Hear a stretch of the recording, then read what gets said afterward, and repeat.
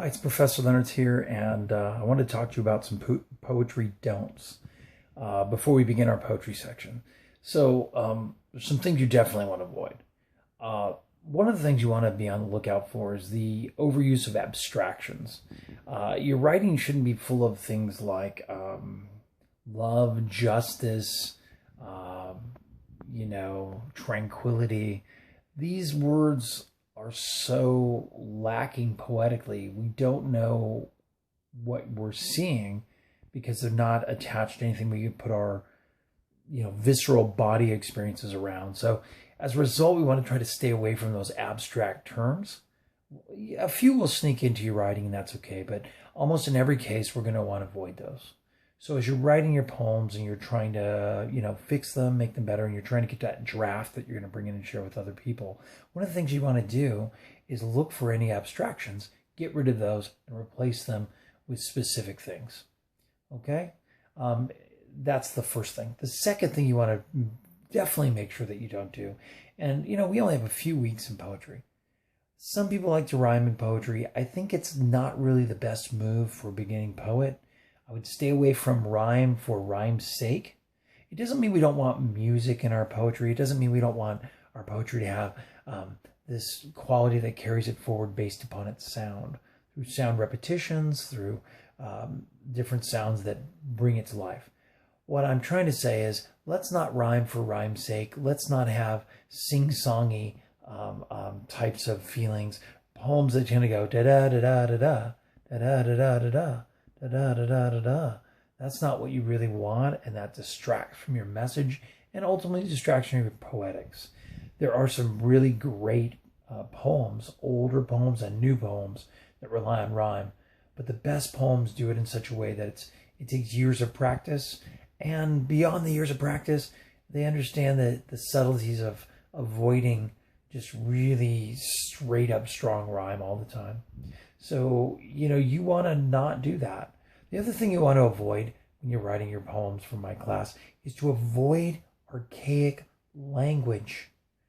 Don't try to sound like Shakespeare, for God's sakes. Okay? Shakespeare is like, he's kind of thoroughly dead. And, Shakespeare is kind of awesome, but kind of hard to read at points too. And I don't think that's what modern poetics are about. I also think we want to stay away from being Edgar Allan Poe. Poe's cool, and there's nothing wrong with Poe. His language is interesting and deep and all that, but you can get your own version of deep language without trying to sound like Poe. You want to sound like a modern person living in the modern world. And if you're writing something that, in that sense, you're writing to your audience. And I think that we want to avoid feeling like we're going to make our poem more important by using archaic language. I would avoid that as much as possible. Other things I would really avoid when I'm writing my poems. Avoid cliches. Anything that you're used to seeing or hearing, please do not present it in any way except with great irony. And even then, you got to be careful. You got to recreate something. So, you hear things like, oh, her lips were as red as a rose. Good God. First of all, it's not even accurate. Okay. How many colors do roses come in? Actually, roses are the most variable plant around. There's thousands of varieties. And of these thousands of varieties, they're all in many, many colors. So red is not a great description. Red as a rose. Oh, maybe it was original at one point. Now it's terrible. So avoid any of these kind of cliches. Something is not as black as night. Oh my goodness, right? White as snow. I think not. Come up with unique comparisons. Avoid the cliches. Okay? That's another thing you want to make sure you do. That's huge. I think the last thing you want to really avoid is trying to, really copy someone else's style and get taken over by it. Allow your own voice to come out, Everybody has a unique way of seeing the world, and our poetics will capture that. This idea of trying to be someone else's style. When people understand or discover E.E. Cummings, all of a sudden they want to write a bunch of E.E. Cummings poems.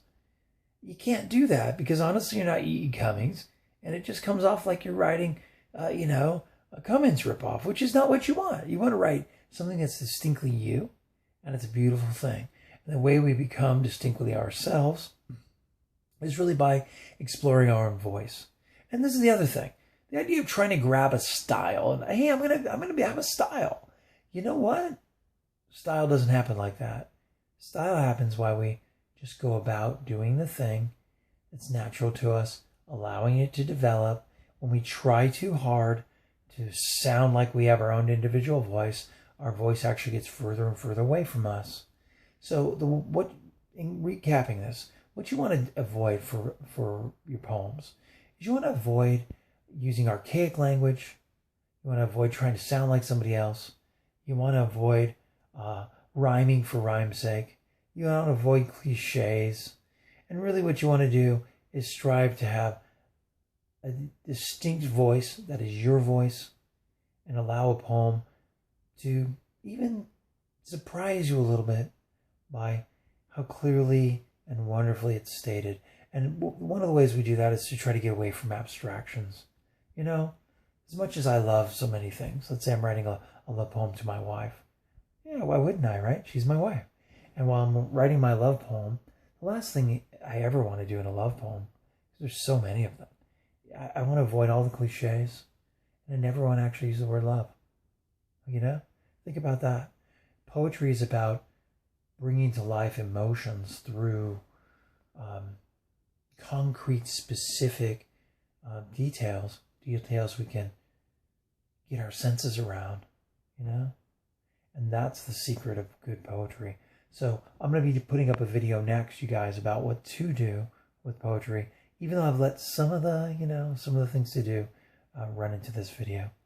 Anyway, I hope you enjoy this. I hope it's helpful. And remember, poetry and poems are experiments, and we find out what they mean and how they work.